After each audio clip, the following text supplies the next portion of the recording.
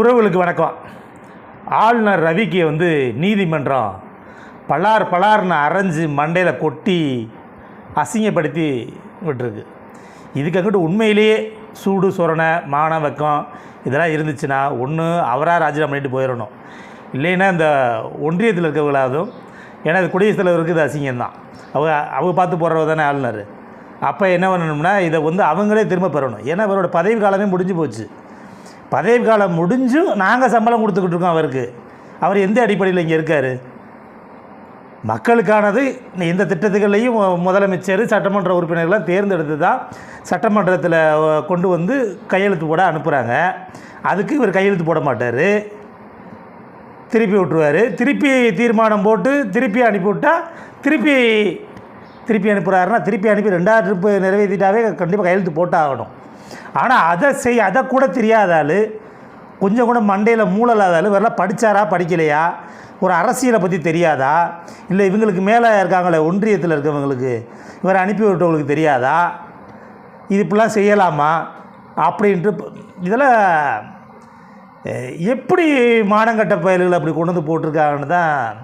ஏன்னா நல்ல ஆளாக இருந்தால் நீங்கள் ஆளுநரை பார்க்கணும். உண்மையிலேயே ரோசமான ஆளுன்னா இது மருந்து இருந்தால் குடிச்சிடறாரு என்னமோ, அவர் ரோசம் இல்லை, சூடு சொரணை இருக்க ஆளுகளாக இருந்தால் நிச்சயமாக அது இருக்க முடியாது. ஏன்னா இது அவங்களுக்கு ஒரு கௌரவ பிரச்சனை தானே. ஒரு உச்சத்தில் இருக்கா, நீங்கள் இதே சொல்கிறீங்க உயர்ந்த பதவியில் இருக்கான்ட்டு, அவங்களுக்கு அவங்க தப்புன்றது தெரிஞ்சு பண்ணுறாங்க. நீதிமன்றம் என்ன சொல்லுது, ஏற்கனவே 2-3 சொல்லியாச்சு, திருப்பி இதை செய்கிறாருன்னா அப்படின்ட்டு அந்த இதுக்கு நீதிமன்றமே இன்னும் முதலமைச்சர் கையெழுத்து போட்டுக்கலாம். இவர் தேவையில்லை.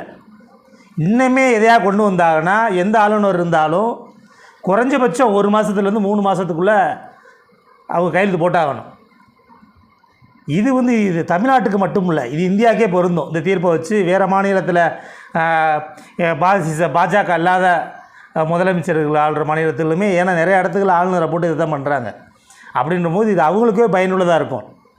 அதுக்கு தான் சொல்கிறது, முத்துவேலு கருணாநிதி ஸ்டாலின்னா தைரியமாக இருக்கணும். எதுக்கு துணிஞ்ச முதலமைச்சராக இருக்கிறதுனால நீதிமன்றத்தில் போய் வைக்கும் போது அவங்களோட பதில் எடுத்து வைக்க முடியலை. ஏன்னா அவங்க பக்கத்து நியாயம் இருந்தால் தானே வைப்பாங்க. பண்ணுறது உள்ள பிரார்த்தனம், ஊழ வேலை, முள்ள மாதிரித்தனம்.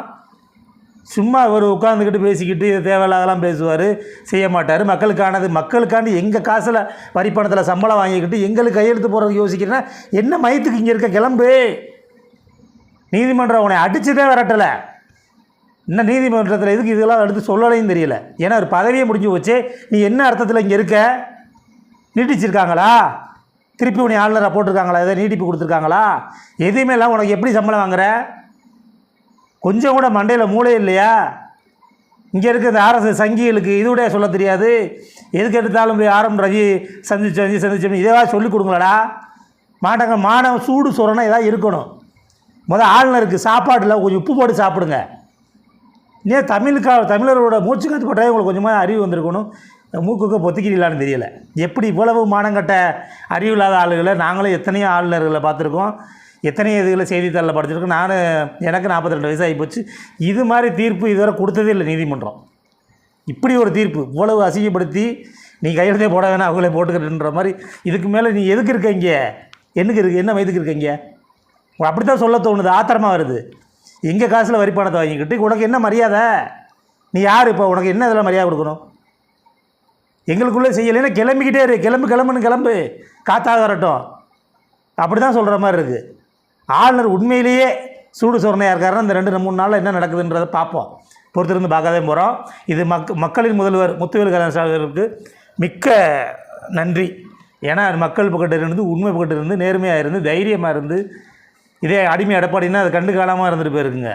என்ன இருந்தாலும் பார்த்துக்குறோம், நம்ம மேலே நியாயம் இருக்குதுன்னு சொல்லி நீதிமன்றத்தில் போய் இது வரலாற்று தீர்ப்பு கொடுத்துருக்கு நீதிமன்றம். நீதிமன்றத்துக்கும் மிக மிக நன்றி. மக்களின் சார்பாக நன்றியை தெரிவிச்சுக்கிறோம். நன்றி, வணக்கம்.